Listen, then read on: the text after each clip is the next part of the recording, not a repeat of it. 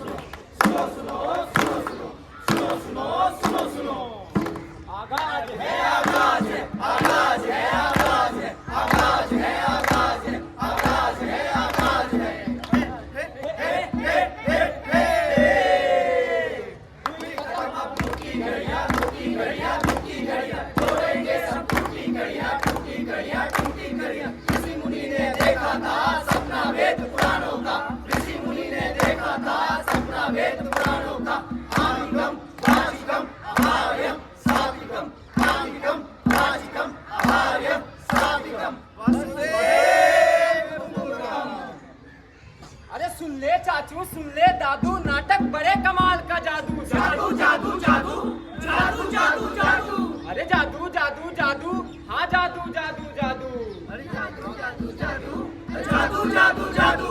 अरे धोखा धोखा धोखा, अरे जादू जादू जादू जादू जादू जादू जादू जादू जादू। अरे बस, नाटक एक जादू ही तो है। कैसे? अरे पता है नाटक में कितना आकर्षण होता है, हर कोई खींचा चला आता है। और एक पते की बात बताऊं, ये कल्पना की जादूगरी हमारे भारत से शुरू हुई। हाँ, तो नाट्य शास्त्र यानी पंचम वेद, जिसमें गीत, संगीत, साहित्य, ललित कला सब कुछ समाया हुआ है। इसमें हमारे समाज का बहुत बड़ा योगदान होगा। ये पंचम वेद है क्या? पंचम वेद यानी नाट्य शास्त्र, जिसको लिखा था हमारे ऋषि मुनि ने, और इसमें हमारे समाज का बहुत बड़ा योगदान होगा। चलिए आइए देखते हैं।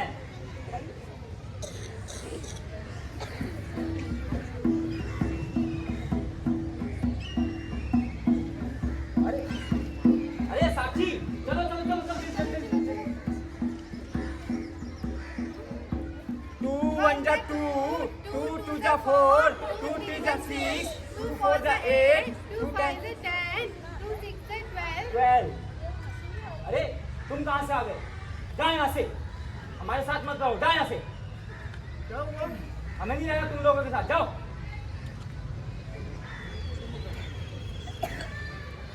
कहाँ से आ जाते हैं? अरे अरे अरे चलो चलो खाना खा। क्या लाई? तुमने क्या लाया? अरे मैं तो मैगी लाया हूँ। कैसे खाओ? अरे हमेशा मैगी लाते हो। क्या हम लोग के साथ बैठ के खाता हूँ? क्या करूँ, मम्मी यही दे देती है। हेलो, हाँ हेलो। ठीक है ठीक है। क्या मैं आपके साथ बैठ के खाऊं? नहीं नहीं खा सकते। क्यों? मैंने क्या किया? मम्मी पापा ने मना किया है। तुम लोग नीची जाति वाले लोग, छोटे लोग हमारे पास मत आया करो, जा यहाँ से। अरे रतन रुको। अरे मुन्ना, तुम हमेशा रतन से चिढ़ते क्यों रहते हो? तुम नहीं जानती, बताते हो। तुम नहीं जानती इनके बारे में। ये छोटी जाति के लोग। देखो मुन्ना, तुम्हें पढ़े लिखे इंसान होने के बावजूद अछूत को मानते हो। हमारे भारतवर्ष को आजाद हुए, हमारे भारत देश को आजाद हुए 36 साल हो चुके हैं, और आज भी हमारा देश छूत अछूत जाति और धर्म के नाम में बंधा हुआ है। कानून और संविधान ने सबको बराबर का अधिकार दे दिया, बराबर का दर्जा दे दिया, लेकिन छोटे आदमी ने बड़े आदमी को और बड़े आदमी ने छोटे आदमी को अधिकार बिल्कुल नहीं दिया, बिल्कुल नहीं दिया। जो समाज, जो व्यवस्था, कानून, जो समाज, जो व्यवस्था जाति भेद के आधार पर चलेगा, ऊंच नीच के तराजू में आदमी को तोलेगा, उसकी आयु कभी भी लंबी नहीं होगी, बिल्कुल नहीं होगी। बराबर का अधिकार तो दूर, सोचने के स्तर पर भी हम अपने से छोटों को ये अधिकार देने के लिए तैयार नहीं। अरे बराबर का अधिकार तो दूर, हम आंख उठाकर अपने को देखने के लिए हक देने को तैयार नहीं है। इसका कारण वे सामंती प्रवृत्तियां, सोचने का सामंती तरीका, फ्यूडल टेंडेंसी, जिनसे हमें अभी तक आजादी नहीं मिली। छुआछूत बुराई है, बुराई है, बुराई है। छुआछूत बुराई है, बुराई है, बुराई है। छुआछूत बुराई है, बुराई है, बुराई है। तो दोस्तों, मैं भी कुछ कहना चाहता हूँ कोरोना काल के बारे में। जब पूरे विश्व में कोरोना का वैश्विक संकट में पड़ा, तब अपने भारत में बनी दवाई पूरे विश्व को फ्री में दी गई, जिस कारण लोगों की जान बचाई गई। इसी को तो कहते हैं जियो और जीने दो, जियो और जीने दो, जियो और जीने दो, जियो और जीने दो। दोस्तों, आज पूरा विश्व वसुधैव कुटुंबकम के सूत्र में बनता है, तो आइए देखते हैं। Hello, what's up bro? Ya I am also fine bro. You know what bro? सुनो, ये स्कूल का रास्ता कहाँ जाता है? Excuse me, can you speak in English? मुझे अंग्रेजी नहीं आती है। What? Seriously? She living in 21st century, but she can't speak in English. Seriously? Hindi भाषा में क्या प्रॉब्लम है? हिंदी तो हमारी मातृभाषा है ना, इसे बोलने में क्या प्रॉब्लम है? क्या हो रहा है यहाँ पे? देखिए ना सर, मैं हिंदी भाषा बोल रही हूँ और ये मेरा मजाक उड़ा रही है। सुनो, ये अच्छी बात है कि हमारा देश वसुधैव कुटुंबकम के सूत्र में चल रहा है और अपनी शिक्षा प्रणाली में अंग्रेजी भाषा को अपना रहा है, लेकिन हमें अपनी मातृभाषा हिंदी को भी साथ लेकर चलना होगा। हमारी संस्कृति पूरे विश्व में प्रसिद्ध है। विदेशी नागरिक हमारी संस्कृति, वेशभूषा और अध्यात्म में रुचि रखते हैं, लेकिन हमारे देश की युवा पीढ़ी इन सबसे परिचित नहीं है। हमारे सभी धार्मिक ग्रंथ हमें शांति और प्रेम का पाठ सिखाते हैं। हमें परिवार में प्रेम एवं शांति से रहना चाहिए, इससे हमारा परिवार मजबूत होगा। परिवार मजबूत तो समाज मजबूत, और समाज मजबूत तो देश मजबूत, और देश मजबूत तो पूरा विश्व मजबूत। इन सबको हम आगे लेकर चलेंगे तो हमारा देश फिर से सोने की चिड़िया बन सकता है। और यही तो हमें वसुधैव कुटुंबकम भी सिखाता है कि पूरा विश्व एक परिवार है। पूरा विश्व एक परिवार है। पूरा विश्व एक परिवार है। संस्कृति वसुधैव कुटुंबकम के अनुसार हमारा देश अनेक भाषाओं, अनेक वेशभूषाओं और अनेक संस्कृतियों से मिला हुआ हमारा देश है। इन सभी वेशभूषाओं और भाषाओं को मिलाकर हम एक विविधताओं में एकता वाला देश कहलाते हैं। हमें हर किसी की भाषा, हर किसी की वेशभूषा से प्रेम करना चाहिए, उसका सम्मान करना चाहिए। यही हमारा देश हमें सिखाता है और इसी को वसुधैव कुटुंबकम कहते हैं। तो देखा आपने वासुदेव कुटुंबकम का इससे बड़ा उदाहरण और क्या हो सकता है। वो आज देखो पूरे वर्ल्ड में लोग लड़ रहे हैं और तब हम भारत रंग महोत्सव के माध्यम से लोगों को गले लगा रहे हैं और इससे ज्ञान का आदान प्रदान भी हो रहा है और संस्कृति का भी आदान प्रदान हो रहा है। तो चलो आज मिलके हम लोग भारत रंग महोत्सव साथ में करते हैं। चलो भारत रंग महोत्सव में हम साथ नाटक। तो हमें ये तो बताओ, हमें किन किन विषय पर लोगों को जागरूक करना है? अगर आप में से कोई शिक्षा के क्षेत्र में है तो वह उन लोगों को जागरूक कर सकता है जिन्हें शिक्षा का महत्व नहीं पता और नशे से होने वाली आर्थिक, सामाजिक और स्वास्थ्य से होने वाले नुकसानों के बारे में भी जागरूक कर सकते हैं। तो खाए के पान बनारस वाला, तो छोरा गंगा किनारे वाला, अंगना में बाबा द्वारे पे माँ, तो कैसे आए गोरी हम तोहरे अंगना। अरे भाई एक चाय लेना। जी साहब। बेटा चाय दो साहब को। लेके आओ।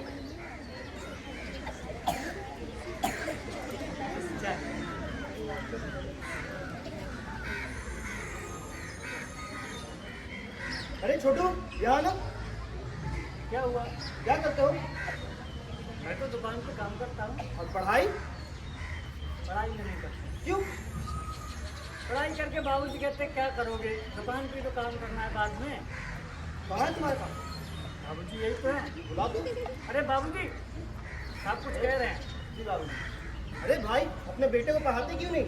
अरे बाबूजी पढ़ लिख के क्या करेगा? पढ़ लिख के भी तो वैसे भी इसे मजदूरी तो करनी है। ये आप कैसी बात कर रहे हो?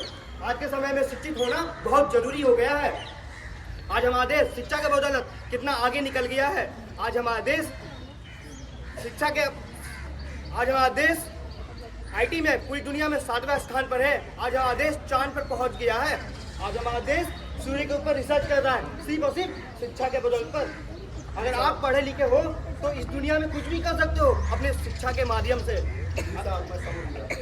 इसलिए अपने बच्चों को शिक्षित बनाओ। आपको बहुत बहुत धन्यवाद। अब मैं पढ़ सकूंगा। शिक्षा ही अधिकार है, शिक्षा ही विकास है। शिक्षा ही अधिकार है, शिक्षा ही विकास है। शिक्षा ही अधिकार है, शिक्षा ही विकास है।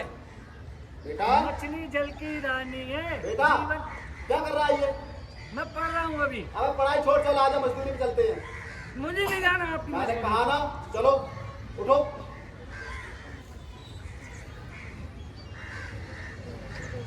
चलो आओ। घर पे कोई है क्या? जी बोलिए। नमस्ते भाई साहब। चिंटू कहीं दिन से स्कूल नहीं आ रहा है, क्या हुआ? इसकी तबीयत ठीक है ना? मैम अब वो स्कूल नहीं आएगा। क्यों नहीं आएगा? पढ़ लिख के क्या करेगा? वैसे भी मजदूरी करनी है तो बस अब घर पे ही रहेगा, वो नहीं आएगा। देखिए भाई साहब, शिक्षित होना हम सबका अधिकार है। लड़का हो या लड़की, शिक्षा तो हर किसी का पहला फर्ज है कि वह शिक्षित हो, पढ़ लिख कर कुछ बड़ा इंसान बने। पर आज का समय तो फिर भी ठीक है, आने वाले समय में तो टेक्नोलॉजी का काम है। अगर आपके बच्चे को इस चीज़ का ज्ञान नहीं होगा, इस चीज़ की नॉलेज नहीं होगी, तो वह कैसे ज़िंदगी जिएगा? शिक्षा एक ऐसा माध्यम है जिसके जरिए हम पूरी दुनिया को पढ़ सकते हैं, जिसके जरिए हम चांद तक जा सकते हैं। बल्कि शिक्षा तो हर एक इंसान को शिक्षित होना बहुत ज़रूरी है। अगर वो शिक्षित होगा तो वह अच्छे और बुराई का फर्क समझ सकता है। जी मैं समझ गया। मुझे नहीं पता था कि शिक्षा का इतना महत्व है। अब चिंटू हर रोज स्कूल आएगा। चिंटू जाओ मैम के साथ स्कूल। तो चलो साथ मिलके बोलते हैं, बढ़ेगा इंडिया तो बढ़ेगा इंडिया। पढ़ेगा इंडिया तो बढ़ेगा इंडिया। पढ़ेगा इंडिया तो बढ़ेगा इंडिया। शिक्षा ही अधिकार है और शिक्षा ही विकास है। लेकिन हमारे समाज में एक ऐसा कारण भी है जिसको कहते हैं दहेज प्रथा। तो आप देखना चाहते हैं? आइए दिखाता हूँ।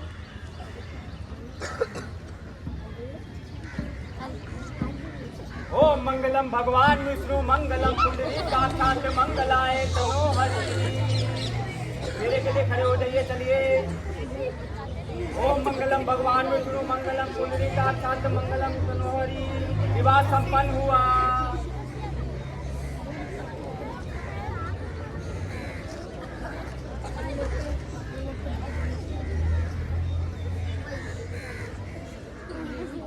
पानी ले लीजिए।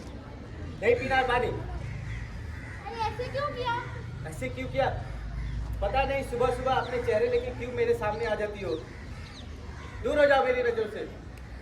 लेकिन ऐसे हुआ क्या? हुआ क्या? अरे तुम्हारी माँ बाप ने एक फूटी कौड़ी तक नहीं दी दहेज में। अब मेरे दोस्तों को देखो, गाड़ी बंगले ना जाने क्या क्या मिला उसे।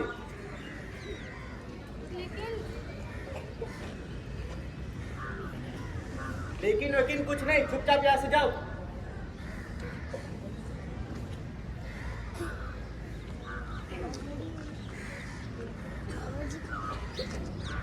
अच्छा सुनिए, मेरे भाई की शादी है तो मैं मायके जा रही हूँ। कोई कहीं नहीं जाएगा। तुम चली जाओगी तो घर का काम कौन करेगा? तो आप भी मेरे साथ चलिए। नहीं, बोला ना एक बार, कोई कहीं नहीं जाएगा तो नहीं जाएगा। देखिए, मेरे भाई की शादी है, आपको नहीं जाना तो मत जाइए, मैं खुद ही जा रही हूँ अकेले। इसका कुछ करना पड़ेगा।